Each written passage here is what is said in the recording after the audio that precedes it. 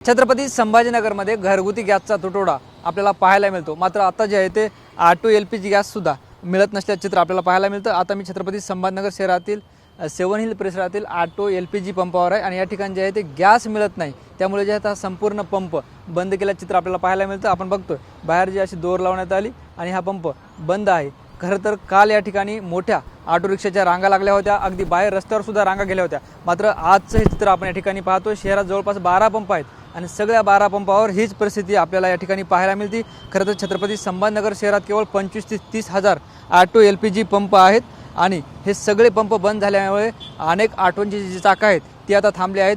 गॅसवर चालणारे ऑटो जे आहेत ते कुठेतरी थांबले आहेत, त्यामुळे जे आहे ते ऑटो चालकसुद्धा आता अडचणीत आले आहेत। ज्या पद्धतीनं ऑटो इंडस्ट्री असेल, फार्मा इंडस्ट्री असेल, कमर्शियल गॅस असेल, घरगुती गॅस असेल आणि आता ऑटो LPG गॅससुद्धा छत्रपती संभाजीनगरमध्ये मिळत नसल्यामुळे ऑटो चालक अडचणीत आल्याचं चित्र आपल्याला पाहायला मिळतं। आपण बघतोय या ठिकाणी आपल्यासोबत ऑटो चालक आहेत, त्यांच्यासोबत सुद्धा आपण या ठिकाणी संवाद साधणार आहोत। काय सांगाल, काय नाव आहे, आपण इथं गॅस भरण्यासाठी आले होते ऑटोत, काय परिस्थिती आहे आता? माझं नाव बाळू आव्हाड आहे।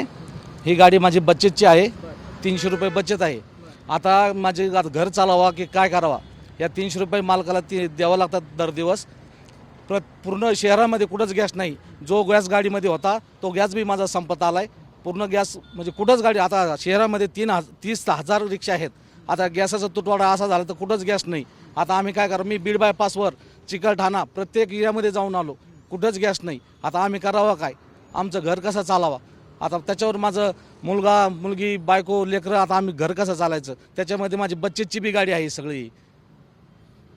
मग तुम्ही 300 रुपयातून गाडी आणली, कुठंच गॅस मिळत नाही? हो, 300 रुपये रोजाची गाडी ही गॅस तर कुठं भेटत नाही। मला तर मालकाला पूर्ण 300 रुपये द्यावं लागतात, गाडी उभी असो का काय असो। मग त्यासाठी आता गॅसचा तुटवडा पूर्ण आहे, पूर्ण ठिकाणी गॅसचा तुटवडा असल्यामुळं मग आता आम्ही काय करावं? गाडीची बचत द्यावा की आता आम्ही घरी काय खावात? मग आता काय करावं? सरकारने काय करावं? आता आम्हाला गॅस तर पाठवा। हे सरकार असं काय करू लागलं, प्रत्येक ठिकाणी गॅस बंद केलेला आहे। मग गरीब लोकांनी काय करायचं? प्रत्येक रिक्षाची हेच हाल आहे। प्रत्येक ठिकाणी जेवढे रिक्षावाले आहेत तेवढे सगळ्याचे रिक्षावरच पोट पाणी भरतचं काम चालूच आहे। का आम्ही पोट कसं भरावा? पूर्ण रिक्षावाले लोक, पूर्ण रिक्षावाले सगळे गरीबच लोक आहेत। कोणताच रिक्षावाला असं श्रीमंत माणूस नाही। आता आम्ही करायचं काय हेच तुम्हीच आम्हाला सांगावे, याचा निर्णय आम्हाला द्या। तुम्ही सुद्धा या ठिकाणी रिक्षा घेऊन आला, तर काय परिस्थिती आहे? काय ना, आज 8 दिवस झाले असं सांगाले, आज येईन उद्या येईन। 100 रुपये गॅस झालेला आहे, 250 रुपये पैसे कसं काय देणार? आणि सगळीकडे फिरलं तर मोजक्याच ठिकाणी गॅस चालू आहे। आणि दुसरं म्हणजे 8 दिवस 100 रुपये गॅस झालेला आहे, 1-1 घंटा लाईनचं मध्ये चाललेला आहे, तर मग बचत कशी भेटणार? या पंपाचे कर्मचारी आपल्यासोबत आहेत, काय सांगाल ज्या पद्धतीनं हा सगळा गॅस संपला आहे, कधीपासून संपला आहे? आपला आज सकाळी की माल संपलेला आहे। आता स्टॉक कधी येण्याची गॅरंटी नाही सर। परत जेवढे बी गॅसचे पंप होते तेवढे बंद आहे आता सध्या कंडिशनला। आज काय भाव आहे? आज 96 रुपयेच आहे, पण आता पुढचा माल जो येईल त्याचे रेट आम्ही सांगू नाही शकत अजून सध्या। निश्चितच आपण छत्रपती संभाजीनगर शहरातील ही सगळी परिस्थिती बघतोय।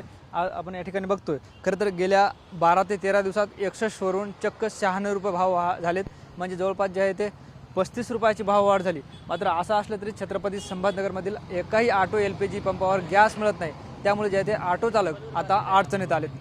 कॅमेरा पर्सन हर्षल निकमसह ज्ञानेश्वर लोंढे, TV9 मराठी, छत्रपती संभाजीनगर।